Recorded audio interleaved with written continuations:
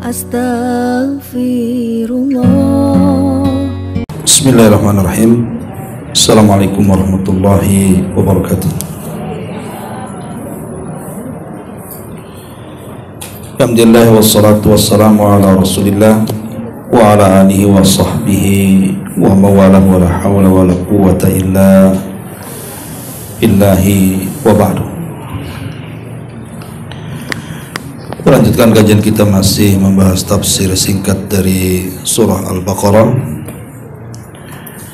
dan kita masuk pada ayat ke 161.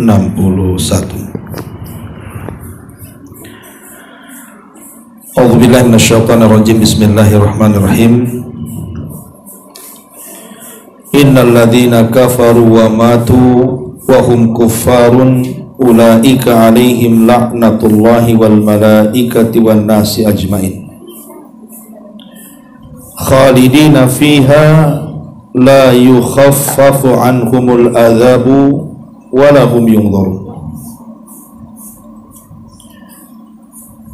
wa ilahukum ilahu wahid la ilaha illahu ar-rahman ar-rahim. Sesungguhnya orang-orang kafir dan mereka mati di atas kekafiran, maka mereka akan mendapatkan laknat Allah, laknat para malaikat, dan laknat seluruh manusia. Mereka kekal di dalamnya dan tidak akan diringankan azab bagi mereka, dan juga tidak diberikan tangguhan.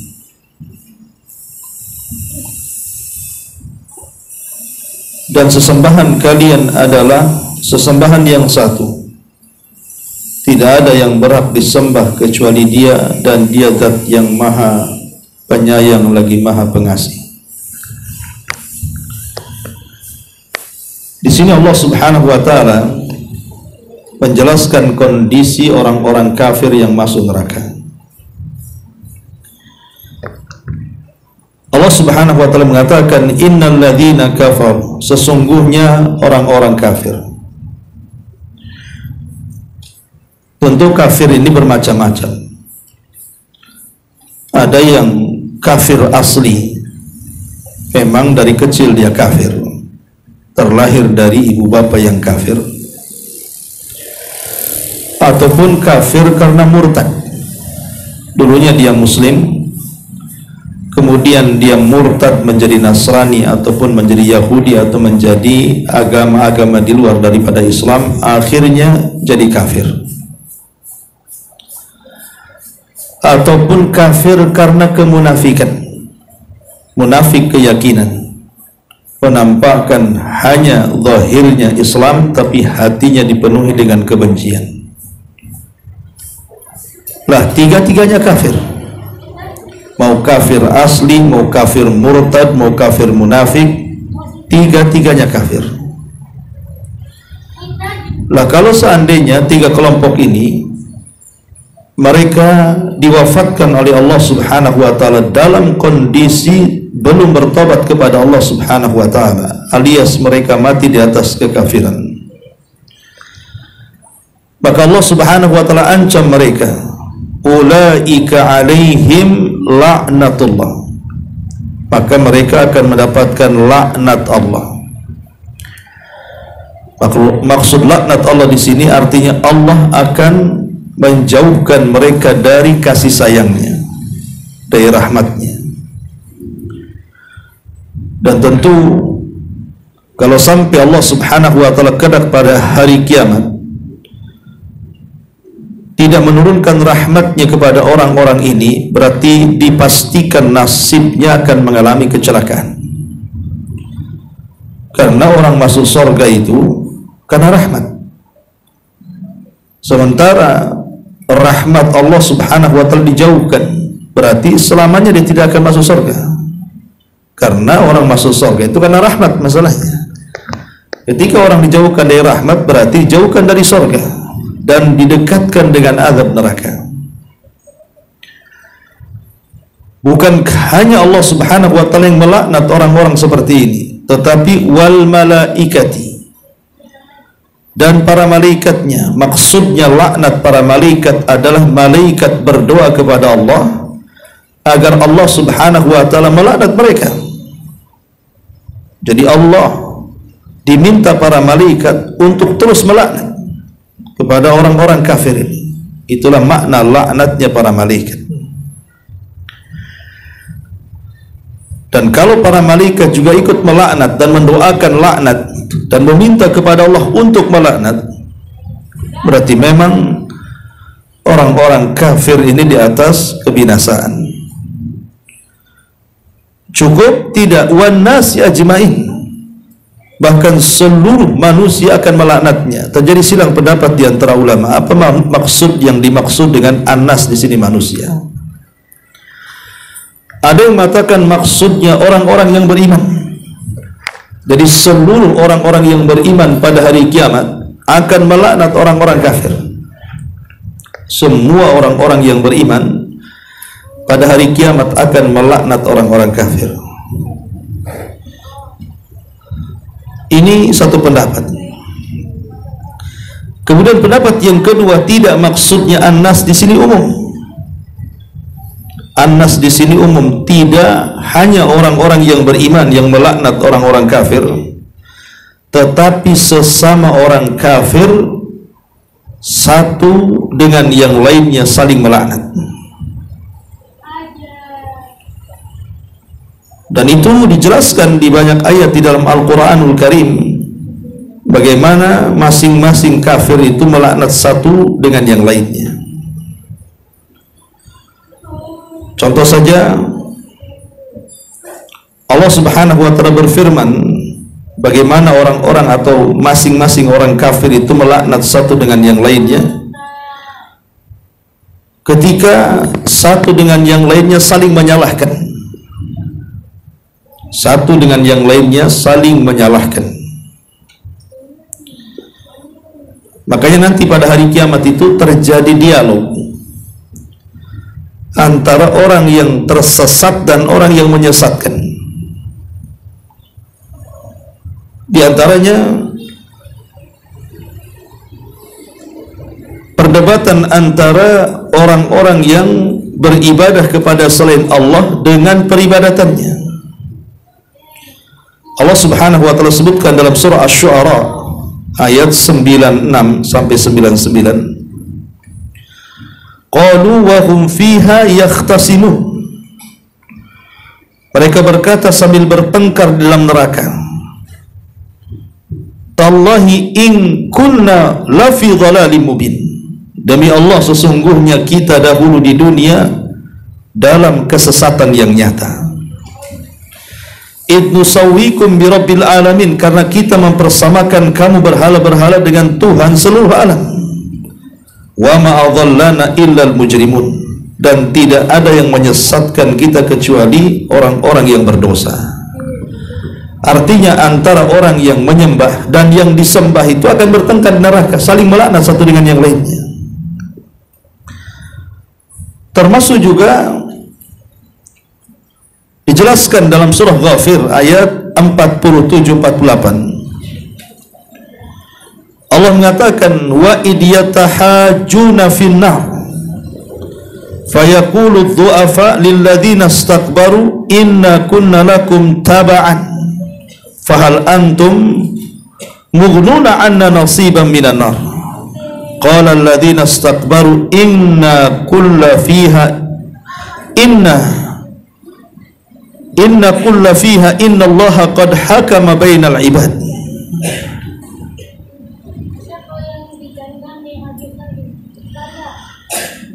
Dan ingatlah ketika mereka berbantah-bantah dalam neraka, maka orang-orang yang lemah berkata kepada orang-orang yang menyombongkan dirinya, sesungguhnya kami dahulu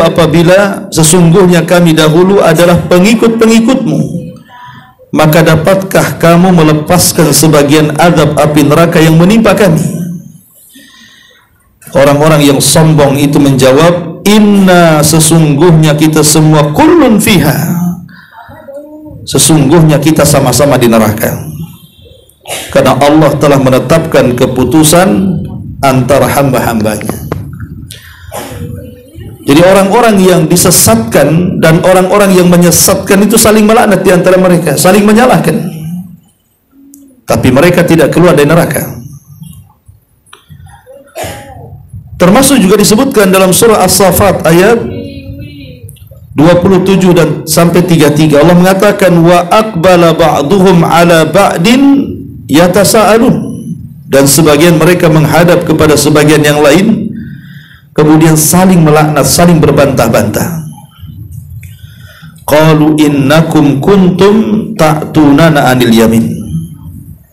Sesungguhnya pengikut-pengikut mereka berkata kepada pemimpin-pemimpin mereka, kamulah dahulu datang kepada kami dari kanan.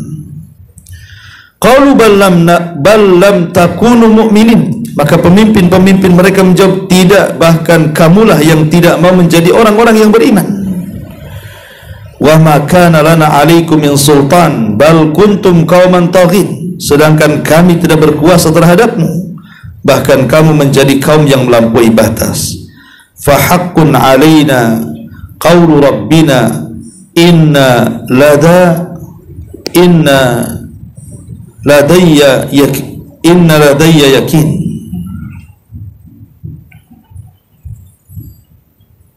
Afwan, fa haqqun 'alaina qaulu rabbina inna ladhaikun fa aghwaynakum inna kunna ghawin fa innahum yawma idzin fil adzabi mustarikun.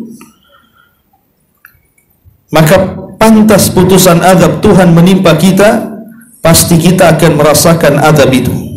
Maka kami telah menyesatkan kamu, sesungguhnya kami sendiri orang-orang yang sesat, maka sesungguhnya mereka pada hari itu bersama-sama akan merasakan azab Allah Subhanahu wa ta'ala. Dan banyak ayat yang lainnya yang menunjukkan sesama orang-orang yang masuk ke dalam neraka itu saling menyalahkan dan saling melaknat.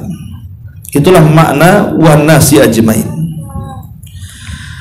Kemudian Allah Subhanahu wa ta'ala mengatakan khalidina fiha, mereka akan dikekalkan di dalamnya. Kalimat kekal di dalamnya ini memiliki dua makna. Maksudnya kekal di dalamnya itu ya memang kekal, tidak akan keluar lagi. Ketika mereka dimasukkan ke dalam neraka, maka mereka tidak akan mungkin keluar dari neraka. Fama hum bi kharijina minha, mereka tidak akan dikeluarkan dari neraka. Tapi makna yang kedua maksudnya khalidina fiha itu saking lamanya di neraka, maka mereka pun dinyatakan kekal di dalamnya. Tapi ujung-ujungnya juga dikeluarkan. Tapi saking lemahnya di neraka itu sehingga diitlakkan kalimat kekal. Seperti umpamanya Allah Subhanahu wa ta'ala ketika menceritakan hukum orang yang bunuh diri, maka Nabi sallallahu alaihi wasallam mengatakan orang yang bunuh diri itu khalidina fiha, akan dikekalkan di dalamnya. Maksudnya di neraka. Bukan berarti orang yang bunuh diri tidak akan keluar dari neraka, tidak. Tetapi kalau dia masuk neraka dikekalkan di dalamnya itu saking lamanya. Atau contoh yang lain, Allah Subhanahu wa ta'ala mengatakan dalam surah An-Nisa ayat 93, wa man yaqtul mu'minan muta'ammidan fajaza'uhu jahannam khalidina fiha. Barang siapa yang membunuh seorang mukmin secara sengaja, maka balasannya jahanam dan ia dikekalkan di dalamnya. Kalimat dikekalkan di dalamnya bagi seorang pembunuh mukmin secara sengaja bukan berarti kemudian tidak akan keluar dari neraka, tidak. Saking lamanya di neraka, makanya Allah bahasakan dengan kekal, khalidina fiha. Jadi kekekalan di neraka itu ada dua. Ada yang kekal tidak akan keluar lagi selamanya, seperti orang-orang musyrik, orang-orang kafir, baik kafir asli, kafir murtad atau kafir munafik. Ataupun yang dimaksud adalah para pelaku dosa besar, para pelaku dosa besar, para pembunuh, maka mereka akan dikekalkan, maksudnya dilamakan di dalamnya. Karena penyebab-penyebab masuk neraka itu banyak. Penyebab-penyebab masuk neraka itu banyak sekali. Di antaranya karena kekafiran dan kemunafikan. Orang kafir dan munafik itu diletakkan oleh Allah Subhanahu wa taala di neraka yang paling dalam. Walaupun secara tingkatan tentu munafik lebih dalam lagi. Kemudian yang kedua orang murtad. Kemudian di atasnya lagi baru kafir asli. Artinya munafik paling dalam sendiri. Kemudian di atas munafik orang murtad. Kemudian di atasnya orang-orang kafir asli.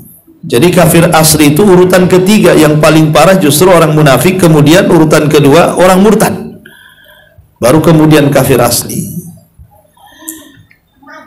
Ma'asyiral muslimat yang dimuliakan Allah Subhanahu wa taala. Jadi penyebab orang masuk neraka atau maksudnya dikekalkan di neraka itu karena kekafiran ataupun karena kemunafikan ataupun karena kesyirikan. Nah, ini yang menjadikan kekalnya di neraka. Adapun dosa-dosa yang tidak mengekalkan manusia di neraka itu banyak. Ya umumnya dosa-dosa besar. Seperti umpamanya tadi membunuh seorang muslim secara sengaja. Ataupun umpamanya berzina. Kemudian juga makan riba, kemudian memakan harta anak yatim, termasuk berdusta, ghibah, namimah dan yang semacamnya. Karena dosa itu kan ada dua sumber. Ada yang bersumber dari suluk. Suluk itu dari akhlak. Dan ada yang bersumber dari keyakinan. Lah, dosa yang bersumber dari akhlak ya macam-macam seperti zina, minum khamar, judi, itu kan dosa yang muncul dari akhlak buruk. Dan itu dorongannya hawa nafsu. Tapi ada dosa-dosa itu yang bersumber dari keyakinan. Dan itu adalah dorongannya syubhat dari syaitan. Sehingga kemudian orang bisa menjadi kufur, orang bisa menjadi syirik, melakukan kesyirikan dan lain sebagainya. Nah, di sini Allah mengatakan khalidina fiha la yukhaffafu anhumul adzab. Dan orang-orang kafir itu tidak akan diringankan bagi mereka sama sekali azab Allah Subhanahu wa taala. Ma'asyiral muslimat yang dimuliakan Allah Subhanahu wa taala. Tentu kita tahu bahwa ketika manusia dimasukkan ke dalam neraka, terutama orang-orang kafir, maka mereka akan mengalami penyesalan yang luar biasa. Tetapi sering saya katakan, kenapa orang-orang kafir itu kok dikekalkan di neraka padahal usia mereka di dunia itu tidak lama? Usia umat Muhammad itu kan berkisar antara 60 sampai 70 tahun saja.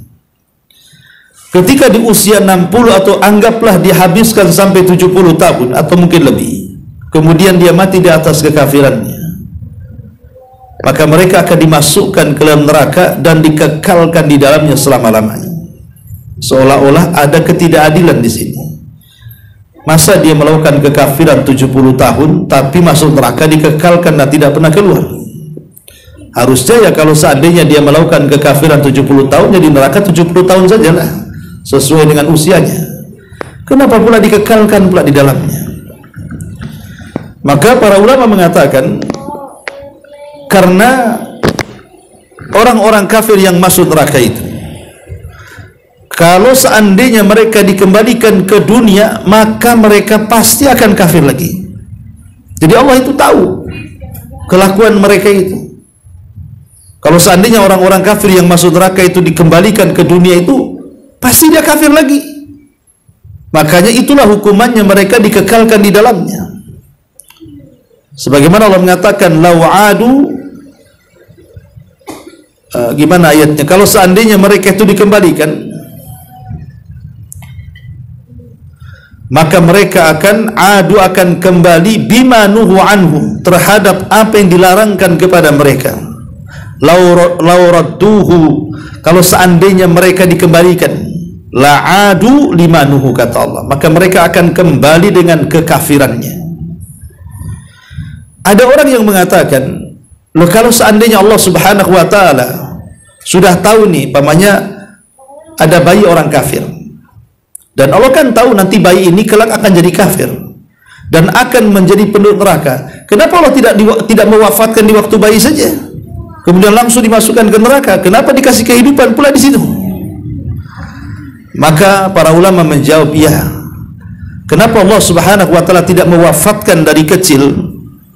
Kenapa dibiarkan hidup dengan kekafirannya, supaya mereka masing-masing orang kafir menyaksikan kelakuan mereka, sehingga tidak ada hujah di hadapan Allah bahwa Allah memasukkan mereka ke dalam neraka. Itu karena kehendak kalian, ya.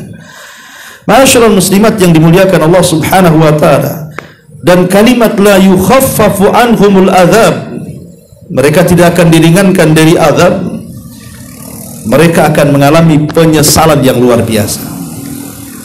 Dan itu digambarkan di dalam Al-Quranul Karim, surah Fatir 37. Allah Subhanahu wa taala mengatakan, wa hum yastarihuna fiha rabbana akhrij na'mal salihan ghairal ladzi kunna na'mal awalam nu'ammirkum ma yatadhakkaru fihi man tadhakkara wa ja'akumun nadhir fadhuku fama lidh-dhalimin min nasir. Dan mereka menjerit-jerit dalam neraka itu sambil berteriak-teriak, wahai Tuhan kami, keluarkanlah kami dari azab ini. Kami akan mengerjakan amal-amal saleh yang lain dari apa yang kami pernah kerjakan dahulu di dunia. Lalu Allah Subhanahu wa taala menjawab ucapan mereka dan mengatakan, awalam nu'ammirkum ma yatadhakkaru fihi man tadhakkar. Bukankah kami telah memberikan usia yang panjang kepadamu dan memberikan masa yang cukup untuk berfikir? Maksudnya, kemanakan saja umurmu dan kemanakan saja cara berfikirmu itu? Maka Allah mengatakan, fadhuku fama lidh-dhalimin min nasir. Maka rasakanlah azabku, maka bagi orang-orang zalim itu sama sekali tidak ada penolong bagi mereka. Lihat bahwa Allah Subhanahu wa taala tidak pernah memberikan keringanan azab kepada mereka, walaupun mereka berteriak-teriak. Tetap Allah mengatakan, fadhuku fama lidh-dhalimin min nasir. Rasakan, kata Allah, rasakan azab siksa ini, karena orang-orang zalim itu tidak akan memperoleh satu apapun pertolongan dari Allah Subhanahu wa taala. Bahkan disebutkan dalam surah Al-Mu'minun ayat 106 sampai 108. Qalu rabbana ghalabat alaina shiqwatuna wa kunna qauman zalim. Rabbana akhrijna minha fa in udna fa inna zalimun. Qala ikhsa'u fiha wa la tukallimun.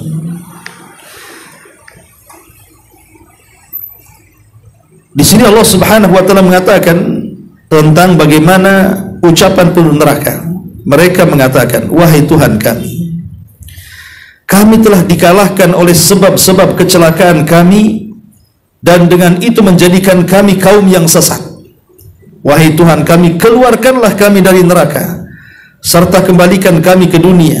Setelah itu kalau kami kembali lagi mengerjakan kekufuran, maka sungguh kami termasuk orang zalim. Maka Allah katakan, diam kamu dengan kehinaan dalam neraka, dan janganlah kamu berkata-kata memohon satu apapun kepadaku. Lihat, mereka meminta keringanan kepada Allah Azza wa Jalla, tetapi Allah Subhanahu wa taala justru menyumpal lisan-lisan mereka dan disuruh diam dan disuruh merasakan azab Allah Subhanahu wa taala. Dari sini Allah mengatakan, la yukhaffafu anhumul adzab wa la hum yunzarun. Tidak akan diringankan bagi mereka azab yang sangat pedih, dan juga tidak ada tangguhan dari Allah Subhanahu wa taala.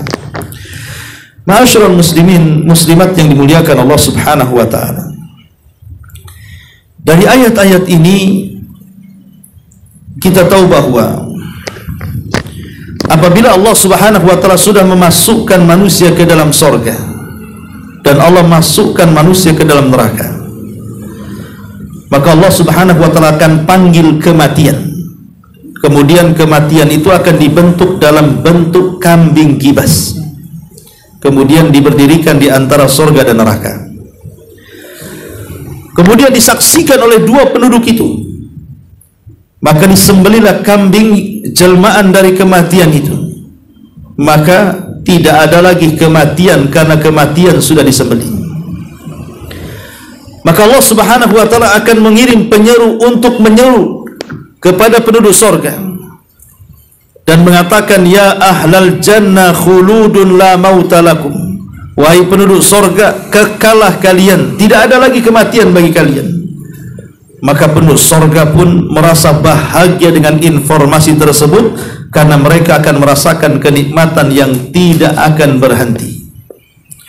Kemudian diutus lagi penyeru untuk menyeru kepada penduduk neraka dan mengatakan, ya ahlan nar khuludun la mauta lakum, wahai penduduk neraka, kekalah kalian dan tidak ada kematian bagi kalian. Ketika kemudian penduduk neraka mendengarkan seperti itu, maka mereka pun menangis dan menyesal, karena mereka akan terus disiksa oleh Allah Subhanahu wa taala dan tidak akan pernah keluar dari situ. Ma'asyiral muslimin muslimat yang dimuliakan Allah Subhanahu wa taala, dan itu digambarkan di dalam Al-Quran surah An-Nisa kan, kullama nadijat juluduhum baddalnahum juludan ghairaha liyadhuqul adzab. Allah Subhanahu wa taala mengatakan dalam surah An-Nisa, setiap kali kami kelupaskan kulit mereka, maka kami ganti lagi kulit mereka dengan kulit yang baru, kemudian kami kelupaskan kembali, kemudian kami ganti lagi dengan yang baru. Terus seperti itu. Untuk apa? Liyadzuqul adzab, agar mereka merasakan azab Allah Subhanahu wa taala. Jadi azab neraka itu seperti itu, akan terus-terusan. Dan di neraka itu tidak ada kematian, yang ada hanya siksaan demi siksaan. Ma'asyiral muslimat yang dimuliakan Allah Azza wa Jalla, makanya dalam ayat ini Allah ingin mengancam mereka, orang-orang kafir yang sebelumnya bicara tentang orang-orang yang sombong akan kebenaran atau orang-orang yang menutupi kebenaran, bahwa itu adalah perbuatan orang-orang kafir. Dan orang-orang kafir itu kalau mati dan mereka dalam kondisi di atas kekafiran, maka mereka akan mendapatkan laknat Allah, laknat para malaikat, laknat seluruh manusia, dan mereka dikekalkan di dalamnya dan tidak diringankan azab sama sekali, dan mereka tidak pernah akan ditangguhkan. Jadi azabnya akan terus menerus. Ya, itulah azab neraka yang digambarkan dalam Al-Quran di sini. Kemudian Allah Subhanahu wa taala mengatakan di sini, wa ilahukum ilahu wahid la ilaha illahu ar-Rahman ar-Rahim. Dan Tuhan kalian adalah Tuhan yang satu. Tidak ada sesembahan yang berhak disembah kecuali Dia. Dialah zat yang maha penyayang lagi maha pengasih. Nabi SAW satu hari berkhutbah di haji beliau, Hajjatul Wada. Nah, salah satu khutbah beliau di padang Arafah itu adalah, ayyuhan nas, inna rabbakum wahid, inna abakum wahid, wa inna rabbakum wahid, kullukum li adam wa adamun min turab. Kata Nabi SAW berkhutbah itu di hadapan manusia ketika Hajjatul Wada, wahai manusia, sesungguhnya Bapak kalian satu, dan sesungguhnya Rabb kalian juga adalah satu. Kalian semua berasal dari Adam, dan Adam berasal dari tanah. Nabi SAW sudah mengingatkan kepada kita dalam Hajjatul Wada bahwa Rabb kita adalah Rabb yang satu. Itu yang disebut dengan Esa, Qul huwallahu ahad, Allahus samad. Dan ini bantahan kepada orang-orang Nasrani yang menganggap bahwa Tuhan itu terbagi-bagi. Mereka mengatakan ada Tuhan Anak, Tuhan Ibu, Ruh Kudus, dan begitu seterusnya. Ataupun orang-orang Yahudi yang menuhankan Uzair, ataupun orang-orang musyrik yang menuhankan berhala-berhala dan dikatakan banatullah, anak wanitanya Allah, dan begitu seterusnya. Maka datang agama tauhid, agama Islam, kemudian menyerukan manusia untuk hanya menyembah satu Tuhan, wa ilahukum ilahun wahid. Tentu logikanya, kalau seandainya di alam semesta ini ada dua Tuhan, artinya ada dua penguasa, pasti akan terjadi perselisihan antar Tuhan. Tidak mungkin tidak. Ya. Kalau seandainya ada dua penguasa di alam semesta ini, akan terjadi perselisihan. Yang satu pengen A, yang satu pengen B. Walillahil matsalul a'la lah. Kita lihat kepada makhluk saja, kalau di Batam ini ada dua wali kota, nggak aman Batam itu. Yang satu wali kotanya pengen ini, yang satu pengen itu. Tetapi Allah subhanahu wa ta'ala tidak pernah bersyirikat dengan siapapun. Allah itu ilahun wahid, la ilaha illahu, yang tidak ada sesembahan yang berhak disembah kecuali Dia. Itulah kalimat tauhid, la ilaha illallah. Dan kalimat la ilaha illallah ini terdiri daripada dua kata, satu penetapan dan satu peniadaan.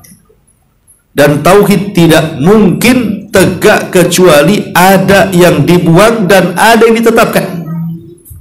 Yang dibuang tentu seluruh sesembahan yang disembah yang batil selain daripada Allah subhanahu wa ta'ala, dan yang ditetapkan tentu cuman Allah lah yang berhak untuk diibadahi. Makanya kenapa ketika Nabi SAW memerintahkan kita untuk mentalkin orang yang sedang sakaratul maut, apa kata Rasul? Lakinu mautakum bila ilaha illallah. Ejahkan orang yang sedang sakaratul maut di antara kalian dengan kalimat la ilaha illallah. Itulah kalimat tauhid. Jangan kita ini mentalkin dengan hanya menyebut kalimat Allah, sebagaimana prasangka orang-orang awam, kalau la ilaha illallah itu kepanjangan Ustaz, nanti susah dia ikut kita, makanya kita pendekkan aja menjadi Allah katanya. Nah ini kalimat Allah ini bukan tauhid, karena tauhid itu harus ada yang dibuang. Allah itu artinya kan Tuhan. Dan semua agama punya Tuhan. Tuhan yang mana yang benar? Makanya kemudian tauhid ini harus ada yang dibuang dan ditetapkan. Dibuang dulu seluruh sesembahan yang batil, baru kemudian ditetapkan hanya Allah subhanahu wa ta'ala yang hak. Itulah la ilaha illahu ar-rahmanur rahim. Ma'asyiral muslimat yang dimuliakan Allah azza wa jalla, kalimat la ilaha illallah adalah kalimat yang karenanya diutus semua para nabi dan rasul. Kalimat yang karenanya diturunkan kitab-kitab langit.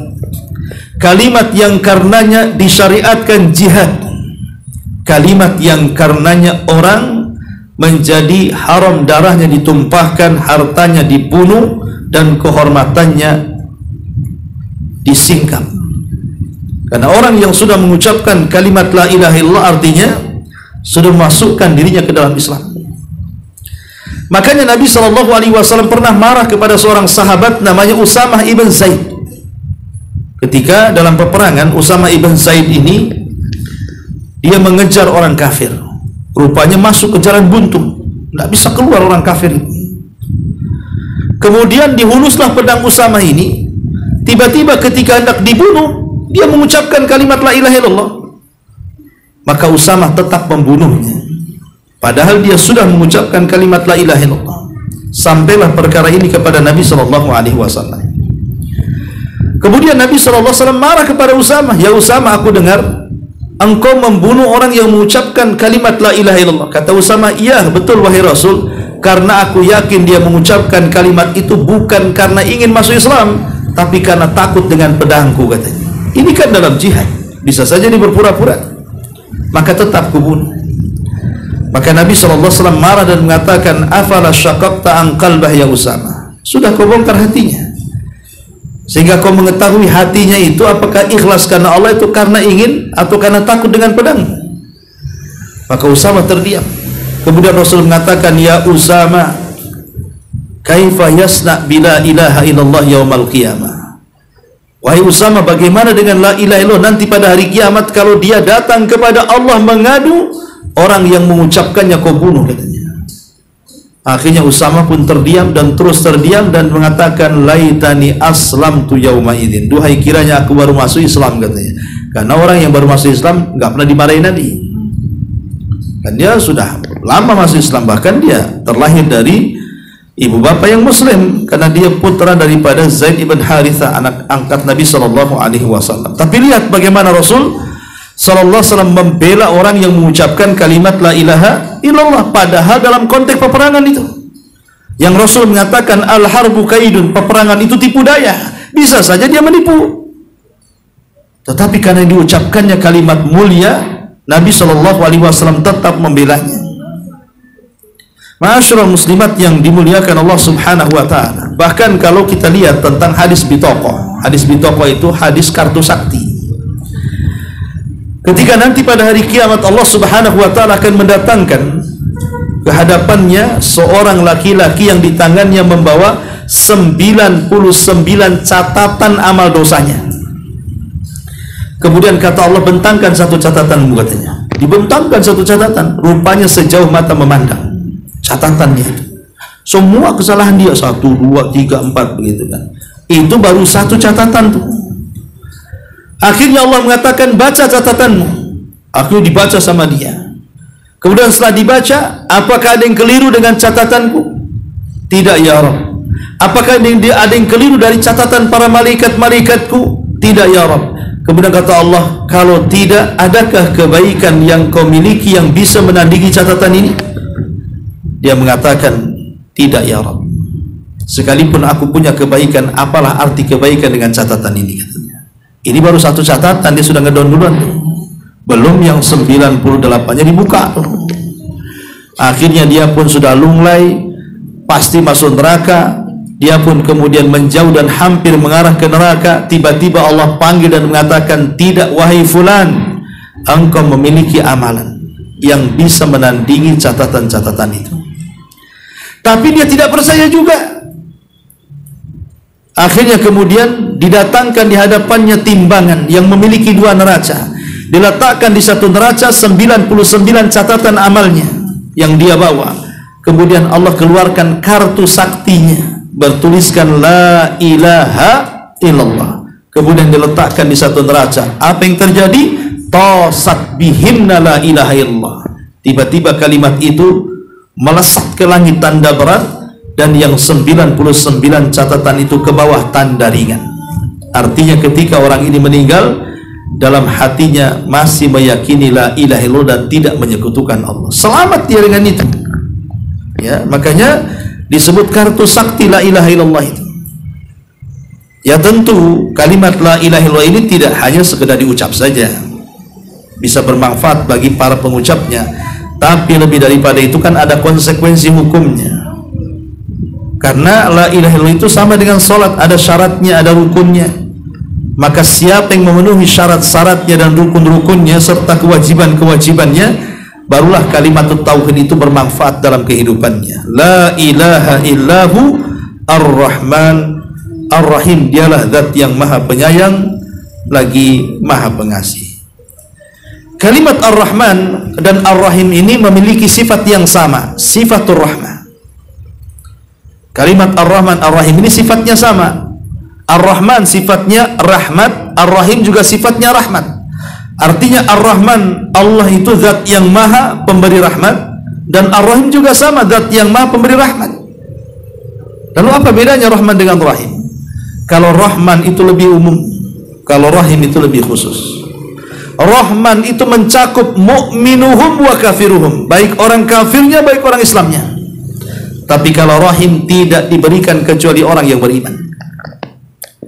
Jadi Rahman itu lebih luas, ya, rahmat Allah lebih luas. Lihat orang kafir itu, ada yang mencaci maki Allah, ada yang kurang ajar dengan Allah, ada yang menyekutukan Allah, tapi tetap saja Allah berikan kehidupan kepada mereka. Allah kasih kerjaan, Allah kasih kesehatan, Allah kasih rumah, kasih kendaraan. Lah kenapa mereka tidak diadab? Itulah rahmat Allah luas. Karena Allah memiliki nama Ar-Rahman. Tetapi Ar-Rahim itu bagi orang-orang yang beriman saja. Kenapa? Karena rahmat Allah kepada orang kafir itu sebatas di dunia saja. Tapi di akhirat mereka tidak akan mendapatkan rahim. Yang mendapatkan rahim hanyalah orang-orang yang beriman. Wallahu a'lam bishawab. Ini diantara tafsir singkat dari Al-Baqarah 161 sampai 163. Wallahu a'lam. Baik. Sampai di sini silakan. Kalau ada yang bertanya.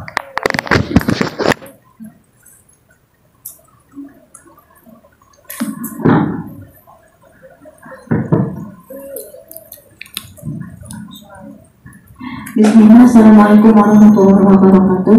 Waalaikumsalam. Ustaz, tadi dikatakan mengapa orang-orang kafir kekal padahal umurnya 70 tahun atau masih bayi.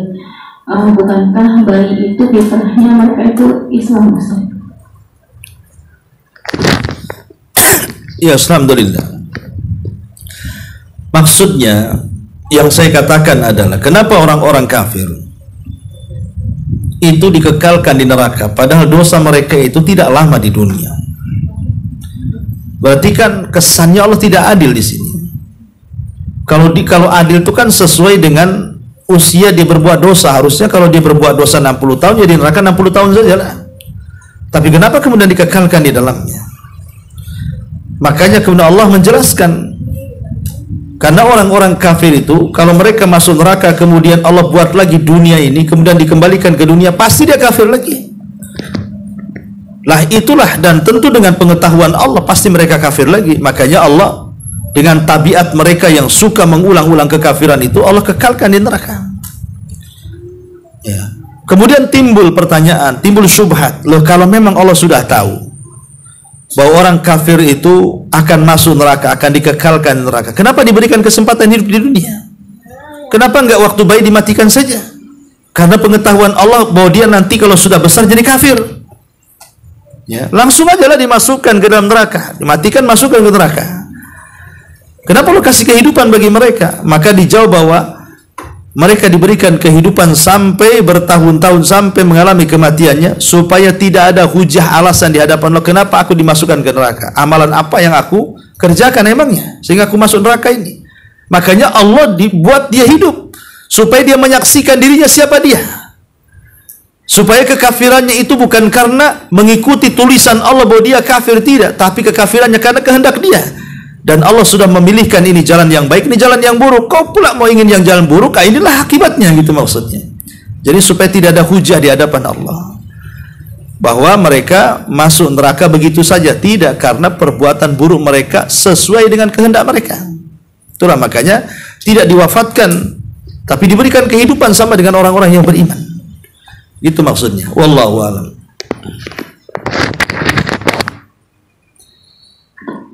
Assalamualaikum Ustaz. Waalaikumsalam. Ana ingin bertanya, kalimat tauhid tadi sama seperti sholat, ada syaratnya. Kira-kira apa sih Ustaz ya? Assalamualaikum. Iya, alhamdulillah, wassalatu wassalamu ala rasulillah. Ya. Tentang syarat-syarat kalimatul la ilaha illallah itu disebutkan di dalam kitab-kitab akidah, ya, tentang surut la ilaha illallah. Di antaranya adalah syarat yang pertama al-ilmu. Kita harus mengetahui, harus mengilmui apa makna di balik kalimat la ilaha illallah itu. Ini yang pertama syaratnya. Harus memiliki ilmu dengan maksud kalimat itu. Karena banyak orang yang ditanya apa sih makna la ilaha illallah itu, dia tak tahu. Ya karena tidak pernah belajar. Ya. Kemudian yang kedua, dan itu disebutkan syarat ini dalam surah Az-Zukhruf ayat 86. Kemudian syarat yang kedua harus ada keyakinan. Harus ada keyakinan, karena keyakinan itu menafikan keraguan-raguan. Dan itu disebutkan dalam surah Al-Hujurat ayat 15. Kemudian yang ketiga harus ada qabul, penerimaan. Harus ada penerimaan, dan itu disebutkan dalam surah As-Saffat ayat 22 sampai 36. Kemudian yang keempat harus ada al-inqiyad, ketundukan. Dan itu disebutkan dalam surah Luqman ayat 22 dan juga 23. Kemudian syarat yang kelima, as-sidqu, harus ada kejujuran, di mana jujur menafikan kedustaan, dan itu disebutkan dalam surah Al-Ankabut 1-3. Kemudian yang nomor 6, harus ada keikhlasan, dan itu disebutkan dalam surah Az-Zumar ayat 14. Kemudian yang nomor 7, harus ada al-mahabbah, kecintaan, dan itu disebutkan dalam surah Al-Baqarah ayat 165. Inilah yang disebut dengan syurut la ilaha illallah, syarat la ilaha illallah. Ya, harus ada pengetahuan, kita harus tahu apa itu makna la ilaha illallah. Jangan sampai terjerumus kepada kejahilan, karena banyaknya kesyirikan di tengah-tengah kaum muslimin itu karena dia jahil, tidak tahu makna la ilaha illallah. Akhirnya datang ke dukun, datang ke kuburan, nyimpan tangkal. Kenapa? Karena dia tidak tahu itu kalimat tauhid itu, makanya jatuh kepada kesyirikan. Ya. Kemudian adanya keyakinan, banyak gak yakin masalahnya bahwa Allah yang memberikan rizki, Allah yang memberikan nikmat kepada kita, Allah yang memberikan banyak karunia kepada kita, sehingga karena tidak yakin dengan kalimat la ilaha illallah, akhirnya berpaling kepada selain Allah subhanahu wa ta'ala. Maka yakin itu maksudnya supaya jangan ada keraguan-raguan, seperti orang munafik jadinya kan. Orang-orang munafik itu mereka mengatakan aku beriman kepada Allah, tapi hakikatnya mereka tidak beriman kan. Itu karena ragu-ragu, ya. Kemudian juga harus ada penerimaan. Ya, harus ada penerimaan, qabul dengan kalimat la ilaha illallah, supaya jangan sombong seperti Firaun jadinya kan, sombong dia. Ya. Kemudian juga harus adanya ingkian ketundukan.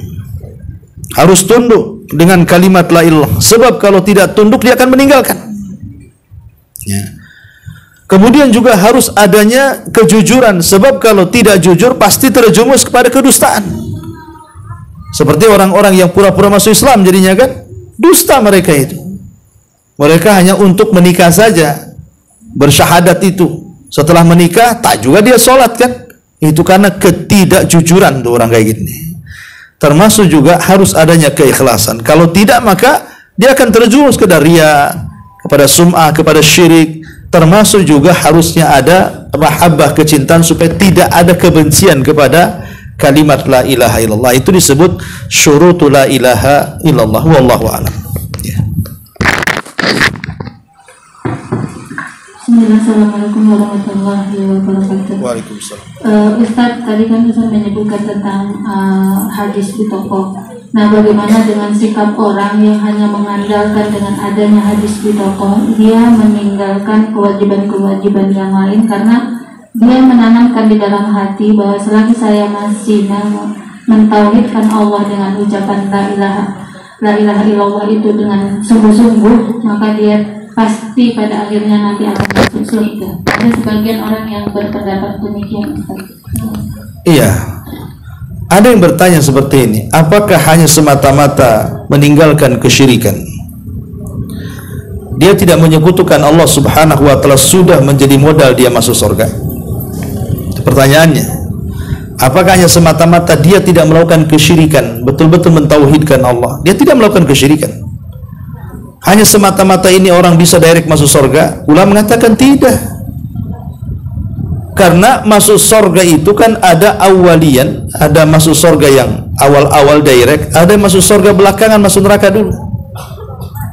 Dan tauhid juga ada yang namanya yang menjadikan sah sebuah tauhid, ada yang menyempurnakannya. Artinya kalau hanya menjauhi kesyirikan tapi dia tidak meninggalkan zina, tidak meninggalkan khamr, tidak meninggalkan judi online atau apa, tidak meninggalkan zalim dan begitu seterusnya, ya tidak bisa kemudian dia langsung masuk surga. Harus diproses dulu dosa-dosanya kan. Berarti orang yang hanya meninggalkan kesyirikan belum menjamin masuk ke dalam surga secara awalian, di awal-awal, karena penyempurna tauhidnya itu masih tidak sempurna, masih ditinggalkan, yaitu meninggalkan dosa-dosa besar. Lah orang yang kemudian hanya menyandarkan kepada kalimat la ilaha dengan ucapan, sehingga banyak mengucapkan kalimat la ilaha baik setelah sholat, atau di waktu-waktu acara-acara tertentu gitu ya. Apakah cukup kemudian menjadikan kalimat itu bermanfaat? Ya, memang bermanfaat kalimat itu. Tetapi maksudnya bermanfaat di sini boleh jadi mungkin dia bermanfaat untuk tidak dikekalkan di neraka. Tapi kalau bermanfaat dia tidak masuk neraka, ya tidak bisa. Ya, karena dia tidak mengerjakan syarat-syaratnya tadi. Kalau dia mengerjakan syarat-syaratnya tadi, barulah bermanfaat kalimat itu yang di lisan dia. Kalau nggak mengamalkan 7 syarat ini, ya percuma saja mengucapkan kalimat la ilaha illallah. Dan itu kebanyakan masyarakat awam seperti itu.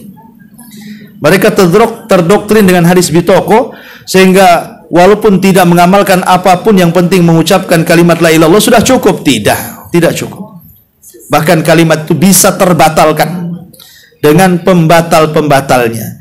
Karena la ilaha illallah juga ada pembatal-pembatalnya, dan pembatalnya banyak yang disebut dengan nawaqidul Islam, pembatal-pembatal keislaman. Itu ada 10 disebutkan dalam kitab Syekh Muhammad bin Abdul Wahab, tapi juga ada yang mengatakan lebih daripada 10. Wallahu a'lam.